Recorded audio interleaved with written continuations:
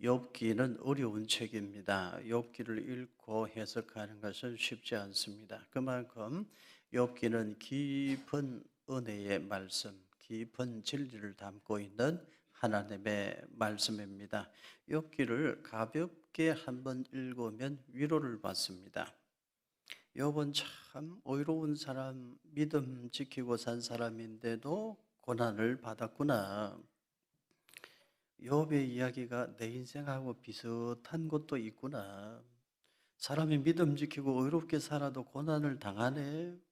그래서 위로를 받아요. 또 욥기를 가벼운 마음으로 한번 읽으면 욥은 복받아 마땅한 사람인데 벌을 받았어. 이해할 수 없는 고난을 당했지. 그럼에도 불구하고 욥은 입술로 범죄하지 않고 오히려 하나님을 찬양했네.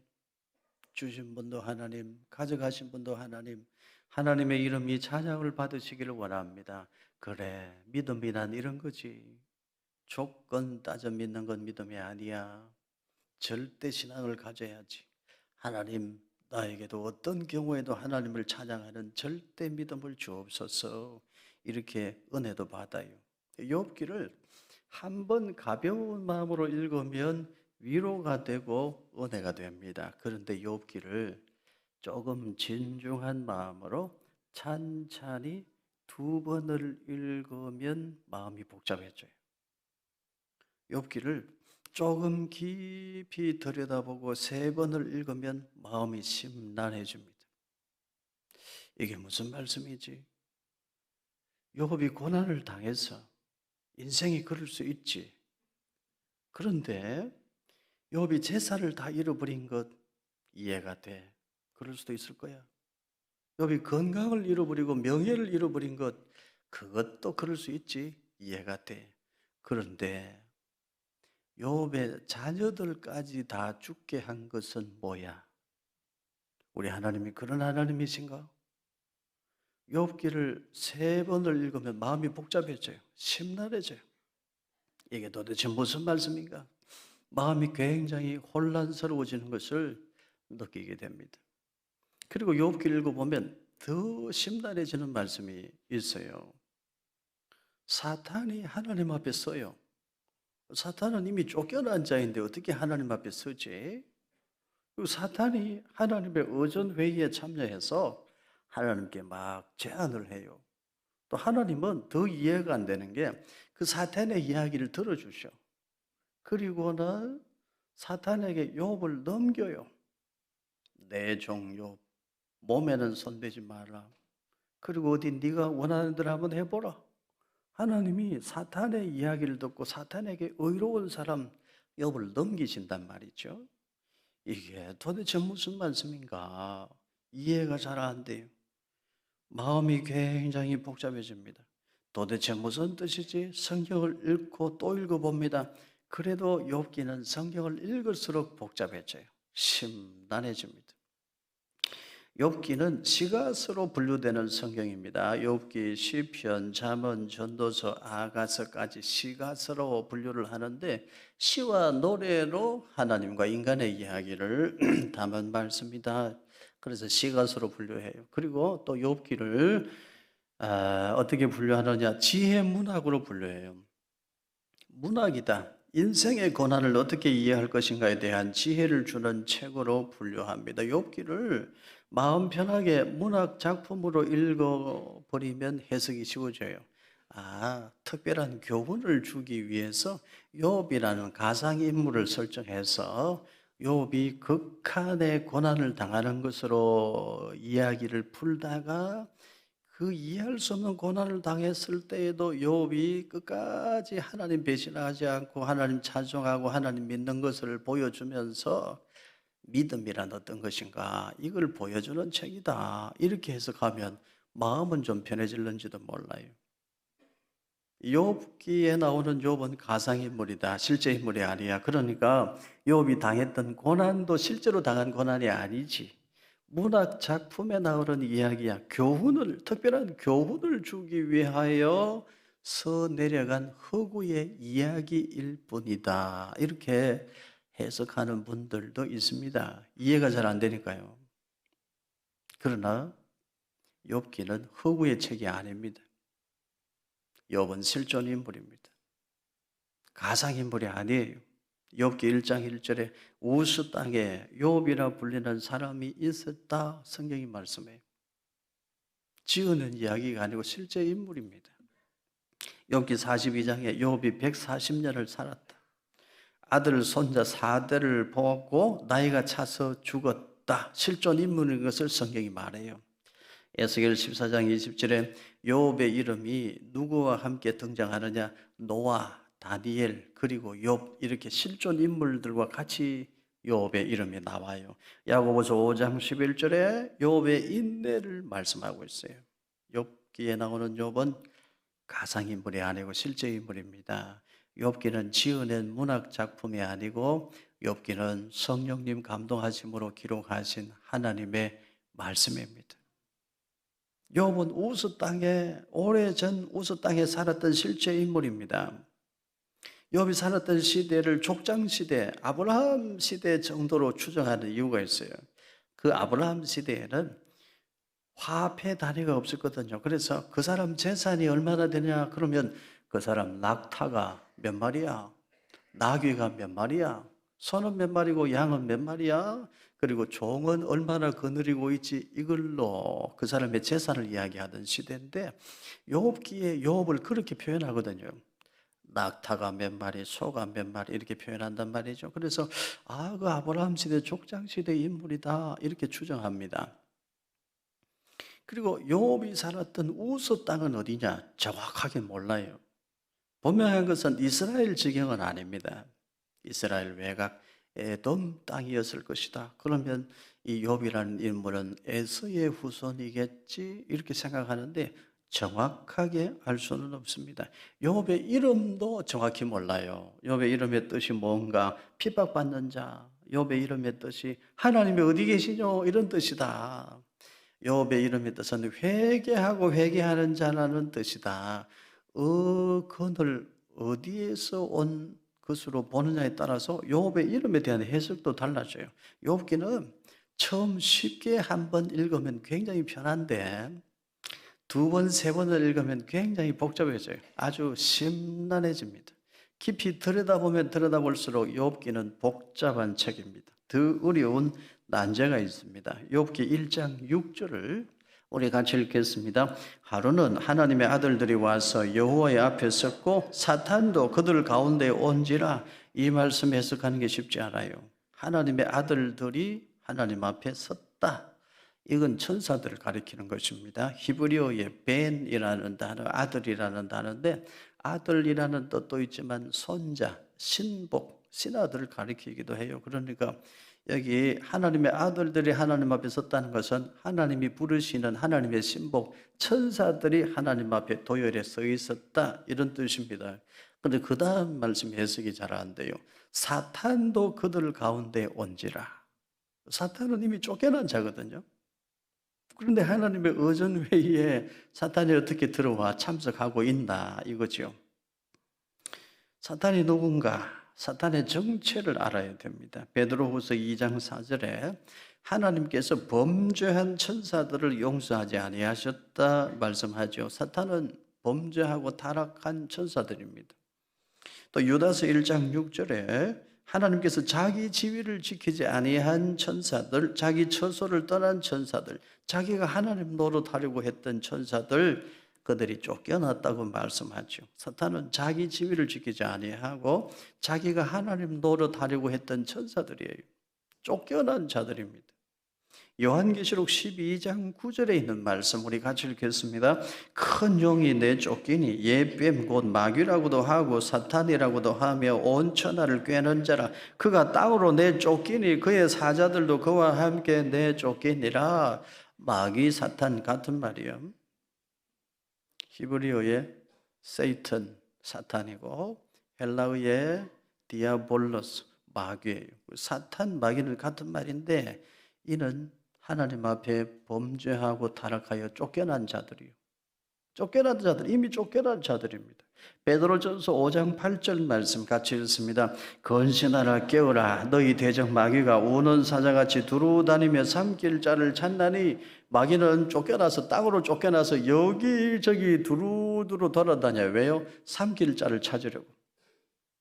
마귀의 습성이 아주 고약해요. 나만 죽기 싫다. 나만 망하면 억울하지. 나만 지옥 가면 안 되지. 너도 같이 가자. 그 마귀의 습성이에요. 두루두루 삼킬 자를 찾아다니는 거예요. 욥기 1장 7절 말씀도 같이 읽겠습니다. 여호와께서 사탄에게 이르시되 네가 어디서 왔느냐? 사탄이 여호와께 대답하여 이르되 땅을 두루 돌아 여기저기 다녀왔나이다. 사탄이 하나님 앞에 비집고 들어가서 쫓겨난 자인데도 틈을 엿보고 하나님 앞에 비집고 들어가서 무슨 이야기해요?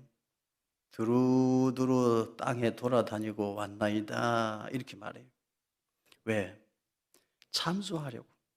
하나님의 사람을 하나라도 더 뺏어서 같이 지옥으로 끌고 가려고. 사탄의 정체를 알아야 됩니다. 사탄은 하나님을 대적하다가 쫓겨난 자인데 끝까지 발악을 하는 자입니다. 참 못난 자죠. 나만 망하기 싫다. 나만 지옥 가기 싫어. 너도 같이 망하자. 그게 사탄의 습성입니다. 그게 사탄의 본성이에요. 그래서 욥이 살던 구약시대나 우리가 사는 지금 이 시대 신약시대나 사탄이 하는 일은 동일합니다. 마귀라고도 하고 사탄이라고도 하는 우리의 대적 어둠의 주관자들 악의 영들은 잠시도 쉬지 않고 삼킬 자를 찾아 두루 다니고 있습니다. 그러다가 틈만 나면 기회를 엿보고 하나님 앞에 나타나서 하나님의 사람들을 참소해요.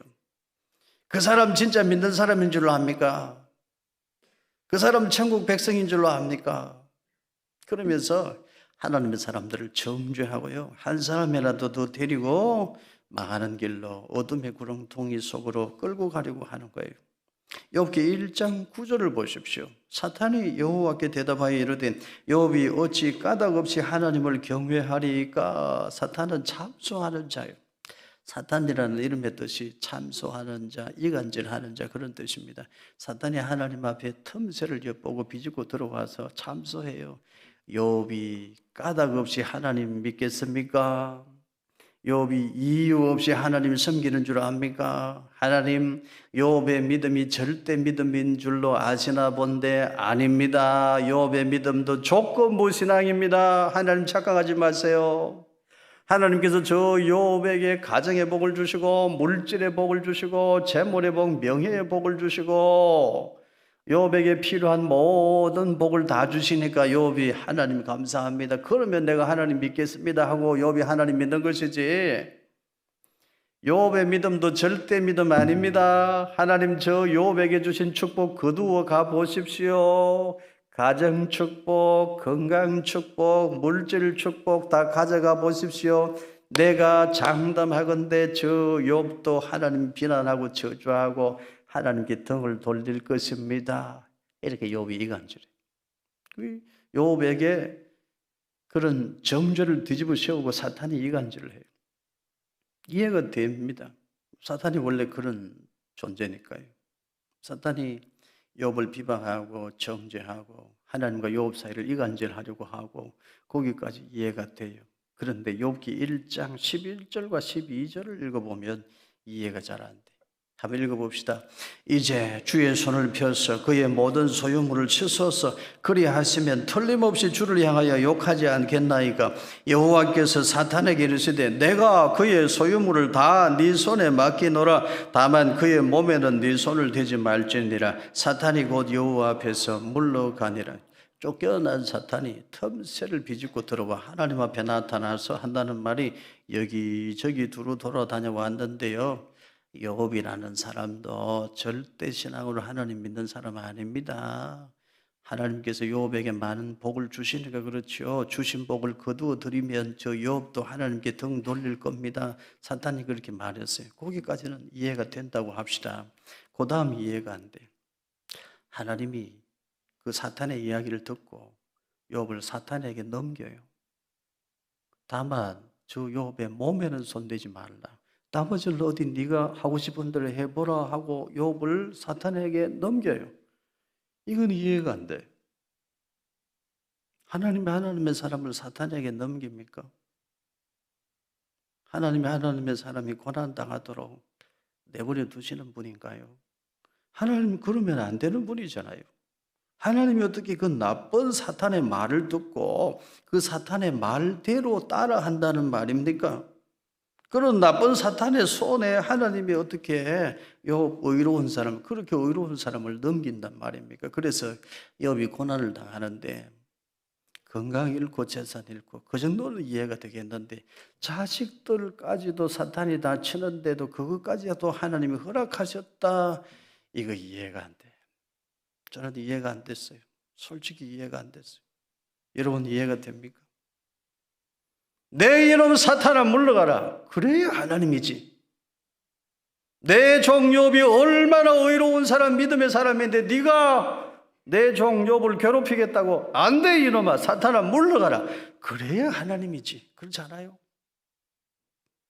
사탄을 완전히 쫓아내고 다시는 하나님 앞에 나타나지 못하도록 하셔야 정의의 하나님, 공의의 하나님이시잖아요. 근데 하나님께서 사탄의 이야기를 들으시고 사탄에게 욥을 넘기셔.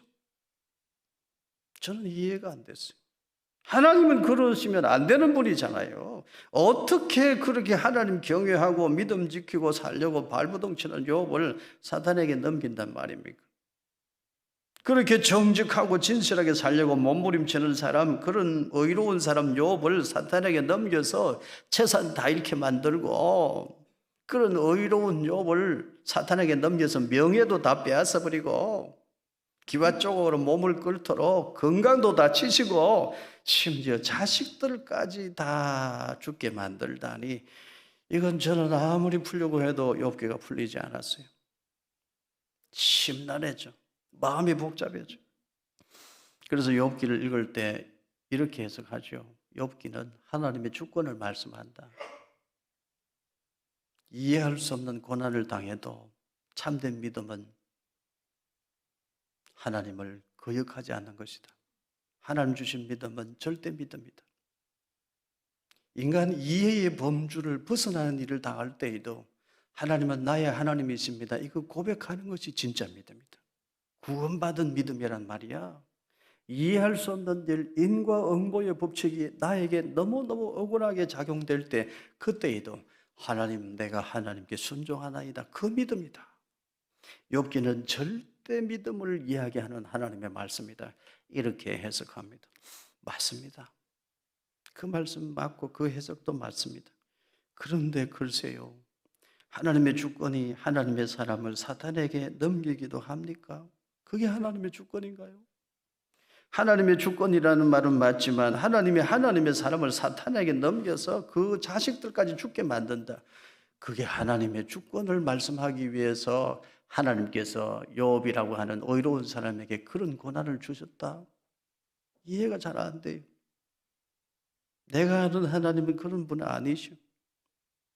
우리 인간의 이해 범주를 넘어서는 일에 대해서는 하나님의 주권을 믿고 그저 순종하는 것이 인간의 본분이야.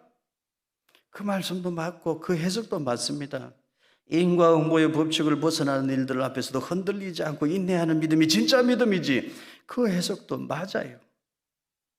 그런데 하나님께서 욥을 사탄에게 넘기시고 사탄이 욥의 자식들까지 다 죽게 만드신 사실이 하나님의 주권을 이야기하고자 함인가? 절대신앙의 표준을 제시하기 위함인가? 도무지 이해가 안 돼요. 저는 이해가 안 됐어요. 하나님의 주권도 맞고 절대신앙을 가져야 되는 것도 맞는데 이해가 안 돼요. 방법이 없죠. 성령님의 도우심을 구해야죠. 처음부터 다시 성경을 읽는 수밖에 없죠. 성경 속에 분명히 답이 있을 텐데 하나님 왜 이 욥기가 풀리지 않습니까? 아무래도 풀리지 않습니다. 하나님의 주권, 절대신앙의 표준을 이야기하려고 욥에게 하나님 그런 고난을 주셨나요? 그거 말고 분명히 뭔가 있을 텐데 하나님, 욥기가 풀리지 않습니다. 도와주십시오. 기도하고 욥기를 읽었어요. 욥기 해석은 욥기 말씀 속에서 해석해야 되겠죠. 성경 전체 속에서 해석해야 되겠죠. 성경을 다시 읽었어요. 10번을 읽으니까 좀 보여요. 12번을 읽으니까 보이더라고. 제 눈에는 보였어요. 폴라로이드 사진 기록, 사진을 찍으면요, 처음에는 안 보이잖아요. 시간이 좀 지나고 답답하면 조금 조급하면 흔들면서 이렇게 시간이 지나면 보이잖아요. 제 눈에는 보이더라고. 욥기 9장 32절과 33절입니다. 우리 같이 읽습니다. 하나님은 나처럼 사람이 아니신즉 내가 그에게 대답할 수 없으며 함께 들어가 재판을 할 수도 없고 우리 사이에 손을 얹을 판결자도 없구나. 욥은 이해할 수 없는 고난을 당하면서 하나님의 정의와 하나님의 공의가 이 땅에 실현되지 않는 그 엄청난 고난을 당하고 인과응보의 법칙이 제대로 지켜지지 않는 슬픈 현실을 당하면서 욥은 결론에 이르렀어요. 하나님과 나 사이에 판결자가 필요하다. 하나님과 나 사이에 누군가가 필요하다. 인생의 문제는 우리 인간의 힘으로는 풀 수가 없어. 욥이 그걸 고백하고 있어요. 욥기 16장 18절과 19절도 우리 같이 읽겠습니다. 땅아 내 피를 가리지 말라. 나의 부르짖음이 쉴 자리를 잡지 못하게 하라. 지금 나의 정인이 하늘에 계시고 나의 중보자가 높은 데 계시니라. 욥은 이해할 수 없는 고난 속에서 중보자가 필요함을 이야기하고 자신은 중보자를 본다고 말해요. 나의 중보자가 살아계신다. 나를 신원해 주실 분, 나를 구원하실 중보자가 계신다. 친구들과 무수히 많은 말을 나누어 보았지만 거기엔 답이 없어. 결론입니다. 중보자가 필요하다. 그런데 나에게는 중보자가 살아계신다. 그분은 높은 데 계신다. 욥은 이해할 수 없는 고난을 통해서 중보자가 필요하다는 사실을 고백하고 있어요. 욥기 19장 25절과 26절 같이 읽습니다. 내가 알기에는 나의 대속자가 살아계시니 마침내 그가 땅 위에 서실 것이라. 내 가죽이 벗김을 당한 뒤에도 내가 육체 밖에서 하나님을 보리라. 나의 대속자가 살아계신다. 그분 안에서만 인생의 문제가 풀린다. 나의 대속자가 살아계시니 내가 죽어 내 육신의 가죽이 썩어도 내 육신이 썩어 없어져도 내 영혼은 중보자 나의 대속자 판결자 그분 안에서 하나님을 본다.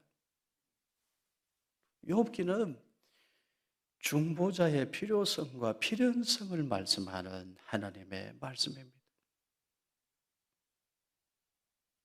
죄로 타락한 이 세상은 인간의 힘으로는 풀 수 없는 세상이에요. 얼마 전에도 TV 뉴스를 보는데 너무 마음이 아팠어요. 버스가 우회전하다가 건널목 건너는 아이를 못 보고 쳤는데 그 아이가 세상을 떠났어. 너무 마음이 아파 제가 자세히 봤어요. 이름이 은결이래요. 그 장례식 치르는 장면이 TV 뉴스 화면에 잠시 지나갔는데 십자가가 붙어 있더라고. 주일학교 아이였구나. 하나님 잘 믿는 믿음의 집안의 아이였어. 근데 하나님이 그 믿음 잘 지키고 살아가는 그 집의 아이를 왜 버스에 치여서 일찍 세상 떠나게 하실까? 욥기에 욥이 당했던 그 말이 안 되는 고난이 지금 이 세상에 어디에나 있는 거예요. 말이 안 되는, 이해가 안 되는 고난이 이 세상에 있는 거예요. 그래서 인류의 죄악을 사하시고 죄로 타락해버린 세상을 고쳐야 될 주님이 오셔야 됐던 것입니다. 인생의 문제는 주님 앞에서만 풀리는 거예요. 죄로 타락한 인간에게는 판결자, 중보자, 대속자가 반드시 필요하다는 말씀이에요. 죄로 타락해버린 이 세상은 인과응보의 법칙이 제대로 지켜지는 세상이 아닙니다. 공의와 정의가 무너졌어요. 죄가 들어왔기 때문이죠. 그 죄 문제를 풀어주실 중보자가 필요하다는 거예요. 욥처럼 하나님 경외하고 믿음 지키고 살아도 까닭없는 고난을 당합니다. 욥처럼 의롭게 살려고 발버둥을 쳐도 이해할 수 없는 고난을 당해요. 믿음 지키고 예배 잘 드리고 살아가는 주일학교 아이도 사고를 당해 세상 일찍 떠나요. 믿음 잘 지키고 살아가는 성도들도 암에 걸려 고통하더라고. 인간의 약함이에요. 죄 가운데 있는 인간의 현실을 보라는 거예요. 새벽마다 기도하면서 사는데도 그 가정에 어렵고 힘든 일이 생겨요. 이 세상은 그런 곳이요. 그러므로 반드시 메시아, 판결자, 중보자, 대속자가 오셔야 된다는 말씀입니다. 욥은 까닭없는 고난을 당하면서 이런 고백을 합니다. 친구들이 비수같이 내리꽂는 말들로 욥의 마음을 괴롭힐 때 욥이 그 아픈 가슴을 부여잡고 고백해요. 하나님과 나 사이에 판결자가 필요합니다. 나의 대속자가 살아계심을 나는 분명히 믿습니다. 봅니다. 중보자가 계신 것을 나는 믿나이다. 그분 안에서 내 인생의 문제가 해결되고 그분만이 내 인생의 참 주인이심을 내가 고백하나이다. 욥은 그 고백을 해요. 나의 대속자, 나의 중보자가 살아계십니다. 그분은 높은 데 계십니다. 나의 중보자 그분이 나를 하나님 앞으로 인도해 가십니다. 나의 중보자 그분 안에서 나는 하나님을 봅니다. 욥기는 하나님과 인간 사이에 필연적으로 중보자가 계셔야 함을 말씀해요. 이 세상에는 까닭없이 당하는 고난이 있습니다. 인과응보의 법칙이 제대로 지키지 않는 일들이 너무나 많이 일어나요. 제가 이 세상에 들어왔기 때문에 이 문제를 풀기 위해 메시아, 우리 주님, 예수님이 이 세상에 오셔야만 했던 것입니다. 저는 성경을 감성적으로 해석하는 것을 아주 싫어합니다. 성경은 하나님의 감동으로 기록되었으니까 하나님이 조명해 주시는 은혜로 해석해야 되지만 동시에 성경을 사사로이 풀지 말라고 말씀했어요. 성경 해석은 기본적으로 아주 냉철한 이성으로 해석해야 된다고 저는 생각해요. 알레고리칼한 해석, 풍류적 해석, 억지를 부리는 해석, 영해, 영적 해석이라고 억지로 해석해내는 영적 해석, 영해 이런 걸 저는 싫어합니다. 옳지 않다고 생각해요. 성경을 사사로이 풀 수 있는 가능성이 너무 크기 때문입니다. 성경은 그래서 냉철한 이성을 가지고 읽어야 되고 문법적으로 해석해야 되고 역사적으로 해석해야 되고 신학적으로 해석해야 돼요. 그런데 욥기는 해석하기가 참 어렵습니다. 10번을 읽어도 몰라요. 마음이 심란해져. 12번쯤 읽으니까요. 제 눈에는 보였어요. 말이 안 되는 처참한 몰골로 십자가에 매달려 계시는 예수님이 욥기 속에 계시더라고요. 이해가 안 돼. 말이 안 돼. 욥은 동방의 여인이었지만 예수님은 성자 하나님, 거룩하시고 거룩하신 분인데 그분이 가지 멜루간 서고 창에 허리 찔리고 손과 발에 못 박힌 채 나무에 높이 매달려 계셔. 이해가 안 돼. 말로 설명할 수가 없어. 욥기에 처참한 몰골로 이해 안 되는 모습을 하고 나무에 매달려 계신 예수님이 계신 거예요. 욥의 자녀들을 다 잃어버린 것은 정말 이해가 안 되지만 성부 하나님이 성자 예수님을 그 비참한 십자가에 매달게 하신 것은 더더욱 이해가 안 되는 거예요. 욥기를 12번을 읽으니까 예수님이 보이기 시작했어요.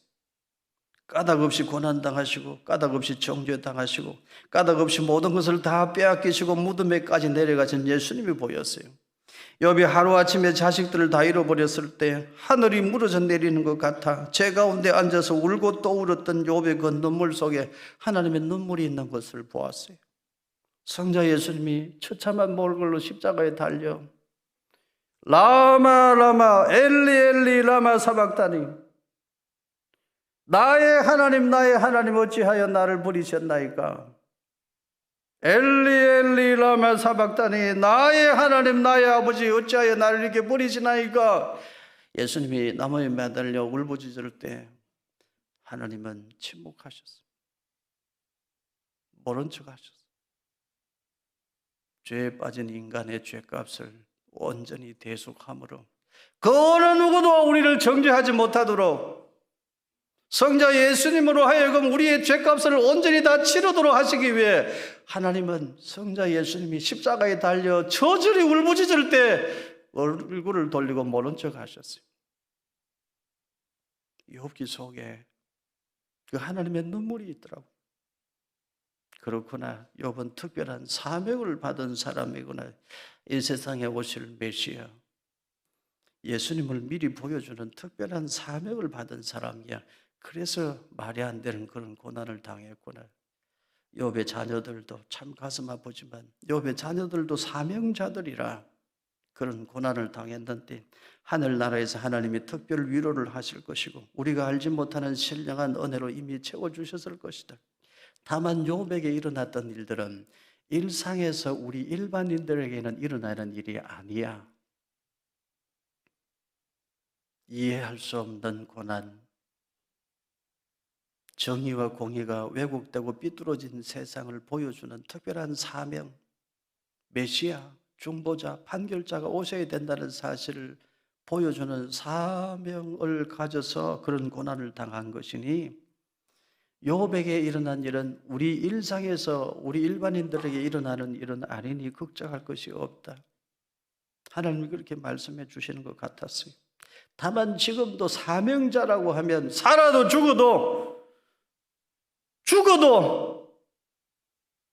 하나님을 위해서 살리라. 목숨을 바치는 그 결단은 있어야 되겠구나.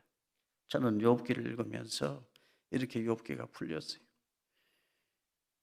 말이 안 되는 처참한 몰골로 나무에 높이 달려 계시는 예수님의 모습이 보였어요.